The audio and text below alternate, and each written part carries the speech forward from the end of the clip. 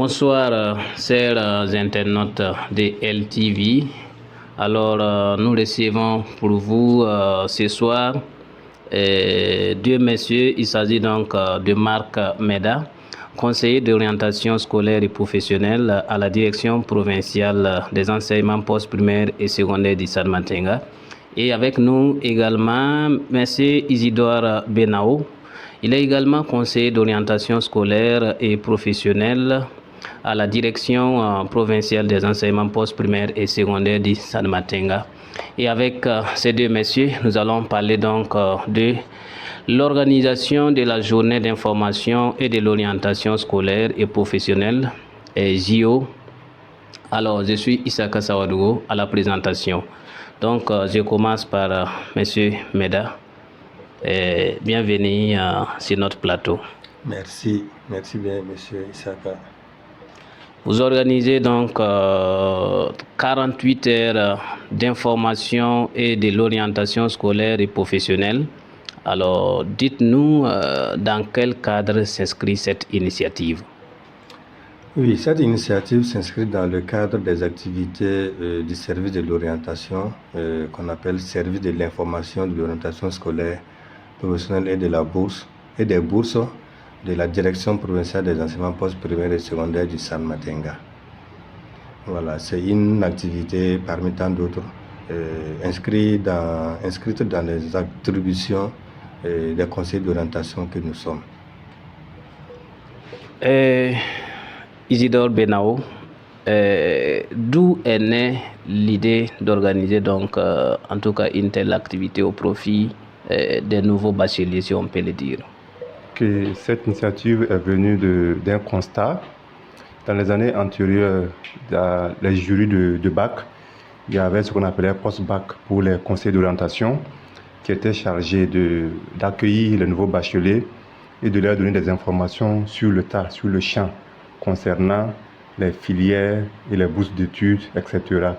Maintenant, cet aspect n'existe plus dans les jurys de bac.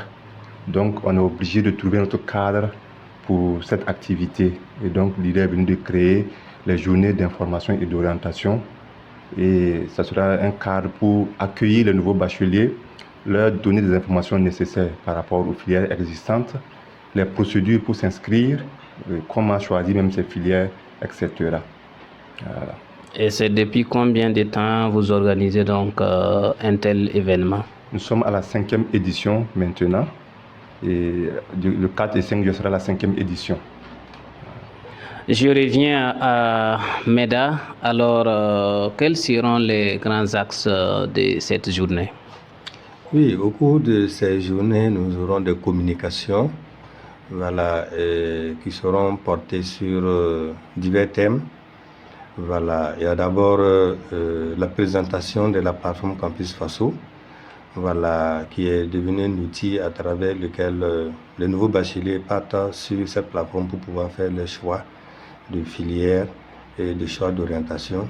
Il y aura des communications même sur l'orientation d'une manière générale. Voilà.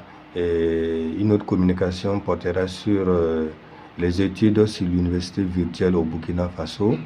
Il y aura des communications sur les bourses et des universités privées et certaines structures publiques telles que le FONER seront de la partie aussi pour présenter leurs offres de formation et donner des communications sur ce qu'ils font aux futurs bacheliers et au public. Vous venez donc de faire cas, en tout cas, d'une plateforme qui permet en tout cas aux nouveaux bacheliers de se renseigner sur les différentes filières, mais pour ceux qui n'ont pas, disons, en tout cas, accès à l'Internet, quelle est la conduite à tenir en ce moment? Bon, il faut dire que c'est une décision, j'allais dire, de l'autorité. Voilà, on peut parler d'une innovation au niveau du ministère de l'Enseignement supérieur, de la recherche et de l'innovation. Qui a trouvé cette plateforme-là comme un moyen pour diminuer un peu les tâches, puisque de par le passé, tous les bacheliers de Burkina se retrouvaient à Ouagadougou durant des semaines pour pouvoir faire leurs choix. Donc cette plateforme déjà réduire un peu les distances et les dépenses. Ça veut dire que chacun peut rester chez lui et puis faire son orientation, faire ses choix de filière. Alors, maintenant, la question que vous posez, si la personne ne dispose pas de connexion, bon, c'est une réalité. Et déjà que certaines localités, la connexion n'est pas très stable aussi. Dans d'autres localités aussi, c'est difficile d'accès en termes de connexion. Mais ces gens-là peuvent se déplacer, aller vers des endroits ou vers les cyber pour pouvoir faire ou se faire aider par des gens qui ont peut-être la connexion et un téléphone smartphone ou Android pour pouvoir les aider, demander de l'aide pour qu'on puisse les aider à faire leur choix de filière. Voilà. Alors, on parle de l'orientation et d'information scolaire et professionnelle. Alors, Monsieur Benao, est-ce que vous pensez que certains parents influencent le choix des filières de leurs enfants? Ok, il y a déjà plusieurs études qui ont été menées par des chercheurs qui ont prouvé comment les parents s'immiscent ou influencent le choix de leurs enfants. Donc, pour dire que c'est déjà avéré que les parents influencent le choix des enfants, et nous les invitons au niveau pour les JO pour leur montrer l'impact que leur choix peut avoir sur la décision ou la carrière professionnelle de l'enfant, ou son cursus scolaire ou universitaire. Donc on les invite pour qu'ils puissent eux-mêmes voir tous les paramètres qu'il faut prendre en compte pour pouvoir faire le choix. Et donc c'est l'enfant qui est le premier à faire son choix et les parents doivent accompagner l'enfant. Nous ne recommandons pas à un parent de faire un choix à la place de l'enfant. C'est l'enfant qui connaît ses aspirations, c'est lui qui connaît un peu ses aptitudes, ses performances, c'est lui qui sait ce qu'il aime. Et donc nous disons à l'enfant, voilà ce sur quoi tu dois te baser pour choisir ta filière, pour faire ton projet professionnel. Mais souvent aussi, on peut comprendre les parents parce qu'ils se disent que non, les enfants n'ont pas les informations nécessaires pour faire le choix, ils n'ont pas la maturité nécessaire pour faire le choix et donc ils décident de faire le choix à la place de l'enfant.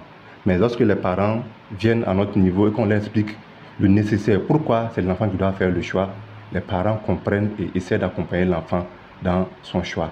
Donc nous déconseillons à tout parent de faire un choix à la place de l'enfant. Parce qu'un choix fait sans l'enfant est un choix contre l'enfant. Merci. Un choix fait sans l'enfant est un choix contre l'enfant. Et Monsieur Meda, je reviens à vous. Mais est-ce que vous ne pensez pas que les parents, le fait de mettre son enfant à l'école, le fait donc de payer la scolarité jusqu'à l'obtention donc de son baccalauréat, est-ce que vous ne pensez pas qu'il doit quand même être vraiment regardant sur l'avenir de cet enfant? Oui, bien entendu, comme le collègue l'a dit, alors le parent doit accompagner l'enfant, mais pas lui imposer un choix. Parce que imposer un choix, c'est comme il a dit, c'est choisir à la place de l'enfant. Or, le parent peut ne pas connaître les ambitions de l'enfant, les compétences scolaires de l'enfant, son projet professionnel, ses aptitudes et ce que lui souhaite devenir. C'est pour ça qu'on demande aux parents de venir assister à ces journées-là, comprendre en même temps que les enfants et ça facilite un peu le choix. En fait, ce qu'il faut comprendre ici, c'est que souvent on assiste à des conflits entre le parent et l'enfant. Le parent veut que l'enfant fasse ça. L'enfant dit que moi je vais faire ça. Et on assiste à des bras de fer et très souvent, on assiste vraiment à des situations désastreuses où l'enfant refuse carrément ce que le papa veut. Le papa aussi refuse de l'accompagner. Et c'est compliqué. Ou bien, c'est l'enfant qui refuse ce que le papa veut et refuse aussi l'école. C'est très compliqué. Voilà, donc c'est pour ça vraiment nous insistons sur ce volet-là. Voilà. Il arrive des fois, on a vu des cas où le papa a imposé un choix de filière à l'enfant. L'enfant allait faire, c'était le cas d'un élève en médecine qui avait eu une très bonne moyenne. Le papa a dit voilà, il faut aller faire la médecine. L'enfant dit, lui, il veut faire l'agriculture. Et le papa a insisté, il allait faire la médecine et revenir lui donner son diplôme et aller recommencer l'agriculture pour pouvoir s'en sortir. Donc, ici, on assiste aussi à des cas où c'est ce que le parent voulait faire qu'il n'a pas pu faire. Et il veut que l'enfant fasse ça. Et si vous voyez aujourd'hui les filières comme la médecine, bon, ce sont des filières entre griffes où les parents veulent que les enfants partent, voilà, là-bas. Or, ils ne tiennent pas compte des aptitudes, des compétences scolaires, des ambitions, des projets professionnels des enfants. Voilà, donc c'est pour ça que nous invitons vraiment les parents à venir comprendre aussi leur place et leur rôle dans l'orientation de leurs enfants. C'est accompagner. Même nous, conseils d'orientation, on n'impose pas. On explique, on accompagne, on dit voilà, tu vas ici, voilà, voilà, voilà. Qu'est-ce que ça va, là où ça peut t'aboutir, au niveau des débouchés, la durée de la formation, la complexité, tout et tout, les moyens qu'il faut, puisque l'orientation c'est un tout et c'est un processus. Il y a les moyens économiques, socio-économiques de la famille qui comptent, puisque quand vous choisissez une filière, il faut être sûr de pouvoir la terminer avec les moyens qu'il faut. La durée de la formation, c'est important. C'est combien d'années? Donc, pour quelqu'un qui est issu d'une famille, je dirais, moyenne, ou bien une famille un peu modeste, donc il faut savoir choisir en fonction de ça. Tu es le premier enfant ou tu es le dernier enfant. S'il y a des gens devant vous qui travaillent, ou bien tu es le seul qui doit venir en aide à tes parents ou à tes petits frères, il faut savoir choisir. Donc c'est tout ça rassemblé, on dit, il faut que chacun, en tout cas, s'informe bien pour mieux choisir. Et les parents aussi doivent venir à l'information pour mieux accompagner les enfants. Ok, je reviens à Isidore Benao. Alors, comment le jeune bachelier doit préparer donc l'université? Comment le jeune bachelier doit préparer son université? C'est d'abord avoir les informations sur ce que l'on veut faire. Parce qu'il y a beaucoup de bacheliers, lorsque leur demande quelle filière aimerais-tu faire plus tard, ils sont bouche bée, ils ne savent pas quoi faire. C'est aide-moi à choisir. Pourtant, comme M. Méda vient de le dire, nous, on ne doit pas choisir à la place de l'élève ou du bachelier. C'est lui qui sait ce qu'il aime, c'est lui qui connaît son projet professionnel. Nous, on demande ces informations. Qu'est-ce que tu aimes faire? Qu'est-ce que tu aimerais devenir plus tard? On demande ces informations pour voir est-ce que la filière que tu as choisie cadre avec ton projet professionnel? Est-ce que ce que tu veux faire cadre avec tes compétences? Donc nous, on ne joue qu'un rôle de guidance, de conseiller. Voilà ça, en tout cas, ça pourrait t'aider à atteindre ça. Mais on ne peut pas choisir à la place de quelqu'un. Donc la première chose que le bachelier doit savoir, c'est avoir un projet professionnel. Comme une route que tu dois prendre. Tu dois savoir, je vais aller à Bobo, donc voilà le car que je vais prendre, la société que je vais prendre, voilà la voie que je dois suivre, tout ça. Donc je prépare. Mais lorsque je ne sais pas où je vais, c'est compliqué de prendre une direction. Voilà, donc avoir un projet professionnel. Ensuite, s'assurer d'avoir des informations sur la filière que l'on veut faire. La durée, les moyens qu'il faut mettre, tout ça compte. S'assurer que j'ai les aptitudes aussi pour faire. Si je n'ai pas les aptitudes, si j'ai des lacunes, qu'est-ce que je dois faire pour corriger ces lacunes? Donc tout ça, ça compte également comme conseil ou ce que le bachelier doit faire pour pouvoir faire un choix judicieux.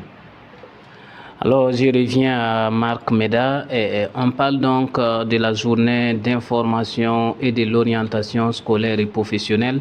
Alors, une journée qui va mettre en lumière, en tout cas, le choix des filières, mais on parle également de la formation professionnelle. Après l'obtention du baccalauréat, est-ce qu'il faut aller à l'université ou bien il faut apprendre un métier? Oui, très belle question. Alors, à ces journées, nous donnons l'information juste à tout le monde. Ce n'est pas parce que j'ai eu le baccalauréat qu'il faut forcément aller à l'université. C'est à chacun, comme je l'ai dit, de voir en fonction de sa situation, est-ce qu'il faut s'orienter vers une formation professionnelle au bout de 2-3 ans pour pouvoir être déjà sur le marché de l'emploi, ou faut-il aller vers les universités où on peut par exemple faire des filières d'enseignement général, où il faut finir, il faut avoir son diplôme, chercher à réussir à un concours avant de pouvoir travailler. Donc, nous donnons toutes ces informations-là aux lauréats, aux brevetés comme aux bacheliers. Et maintenant, c'est à chacun de choisir. Voilà, c'est pas qu'on demande aux gens d'aller à l'université. On donne l'information et à chacun, comme on l'a dit là, de voir en fonction de la situation. Est-ce que moi, il faut tenir compte de l'âge, comme on l'a dit. Il faut tenir compte des débouchés. J'ai fait ça, c'est pour devenir quoi? Et dans combien de temps? Voilà. Il y a aussi le projet de mariage pour beaucoup de gens. Moi, par exemple, je veux me marier très vite. Je dois fonder mon foyer, consolider ma famille. Si je dois m'engager dans des études qui vont durer 8 ans, est-ce que mon projet de mariage va être respecté? Et là aussi, quand tu choisis de faire des études de 8 ans, il faut aussi savoir que si tu vas aller vers tes études, il faut savoir aussi que, bon, à un moment donné, si tu t'engages, il faut tenir compte des moyens. Donc, ce que nous disons ici, la formation professionnelle compte. Ça fait partie.